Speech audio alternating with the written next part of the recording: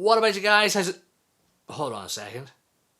Why am I looking a lot closer? Nobody needs to see this face up close, trust me. I know what it is. That's just a quick fix. Give me 1 wee second. Whoa, there we go. Everything's looking better now. What about you guys? How's it going? I hope you're all keeping well today. Hope everything is good where you are. Sorry about that there. Again, nobody needs to be up close to this face, trust me. Or do you? So there was no editing done to get that quick fix. It was just a quick twist of the lens that I have been using on my Canon mirrorless system for the past while now, and I just wanted to talk about it today, and that's the 11-22 EFM IS-STM lens with a 4 to 5.6 aperture. So just wanted to talk about some of the good things, some of the bad things that I've found with owning this lens, give you my overall opinion on it. So this doesn't mean that Canon has sponsored this video in any way. This is just my own overall opinion about this pretty nice lens that I've had for the past few months now, and I've been very happy with. So I've been using the Canon systems for my video for the past while now. I had the 200D, then moved over to the M6. Which came with the 15-45 kit lens, which was a lovely enough lens, I have to say, but I always wanted something a little bit wider, you know, to give me that sort of wide angle Casey Neistat sort of style of look for my videos.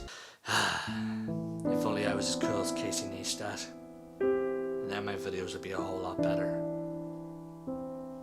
Anywho, yes, so from the M6 I've now moved on to the M50, but I've still kept this lens on, and it just really helps get that sort of wider angle style of look, and it couples well with the M50. So let's get talking a little bit more in detail about this lens then. Compared to the 15-45, both these lenses are built to a nice high quality plastic, and there's a metal ring on the back as well. Now this lens here is just a little bit bigger than the 15-45, but not by much. Now of course size and weight are always the biggest thing to look out for when you're having a mirrorless camera. I mean, with me with the M50, it's a nice compact camera, so to put that with a compact lens always really helps. Plus this also has the lock switch on the side, so that you can make this lens a little bit more flatter, which makes it handier for carrying around, for traveling with, because you know the front of your lens isn't going to get damaged too much, and it just makes it a little bit smaller. Now this is the one thing that I really don't like about this lens, is because it is quite cumbersome.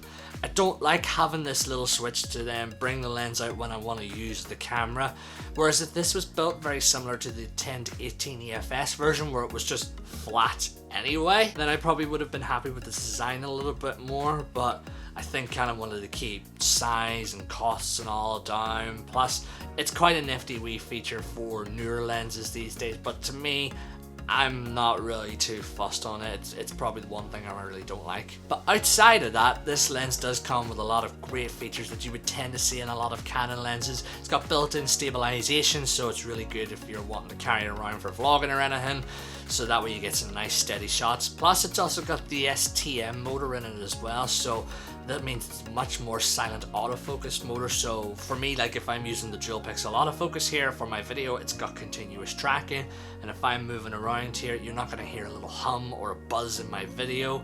It's just going to remain silent throughout. Another good thing about this lens is it has a 55mm thread for filters, UV filters, polarizers, NDs if you want to put those sorts of things on, which it's something that's quite hard to find with a lot of wider angle lenses, but to have this nice and flat, that's very good. So again, we have a nice compact lens here that's built quite well. Yeah, sure, the lock switch maybe isn't the best of things, but take that away from what the lens does give you from the likes of the IS, the STM.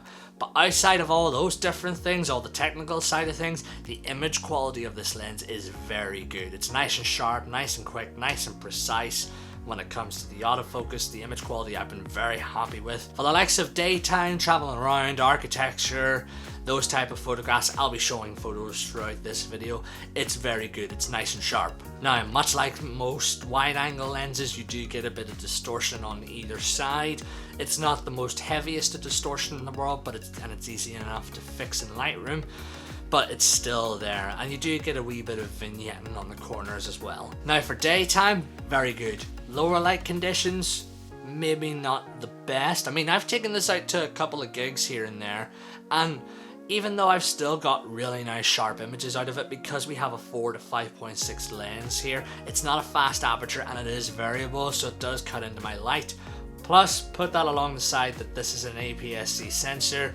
means that the lower light performance isn't going to be as good. So at some of the gigs I've been at recently, I mean, the lighting wasn't exactly the best anyway, but most of the time I was around the 3200, 6400 on the ISO, which is quite high. I was getting really grainy images, so if you're wanting to use it for those type of shots, it's probably not the best lens to go for, but outside of that, it still held up really well focusing in lower light conditions. It was nice and quick, nice and precise on the likes of the artists. It was nice and sharp as well, but I do start to bring in a lot more noise into my photographs. Plus, with the style I edit my photographs in, can be quite crazy, where I get a lot more noise as well. It would be nice if Canon were to develop this type of lens, but with a slightly faster aperture, or even at a constant f4.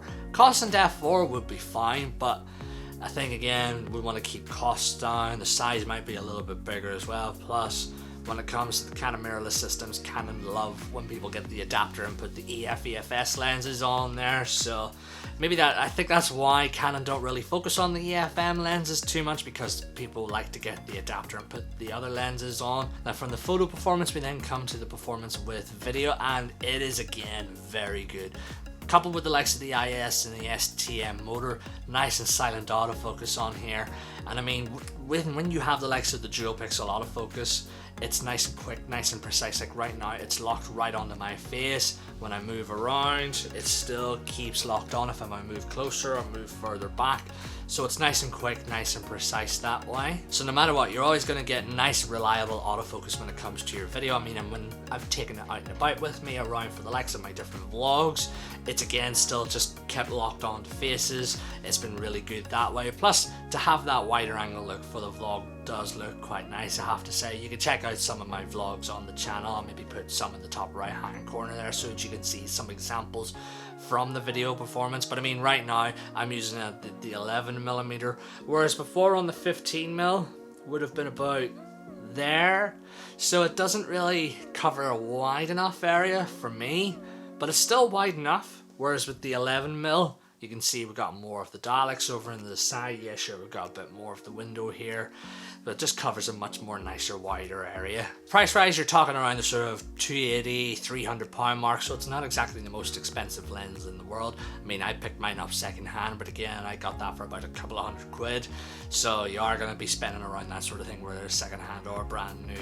Either way, now mine didn't come with a box, so if you want to keep it with a box or anything like that, then yeah, go on ahead, get it brand new. So if you use the EFM systems and you've been looking at a new lens, especially to get that nice wider angle look, and you haven't wanted to get the adapter and the 10-18 and have a big enough size here, then I would recommend this 11-22 very highly. It's certainly one of the best lenses out there for these type of cameras. But I hope this video has been helpful to you. If it has, let me know in the comments down below. If you own this lens as well, let me know your overall thoughts of this lens. Let me know what you think of it. But again, just let me know your overall thoughts about here.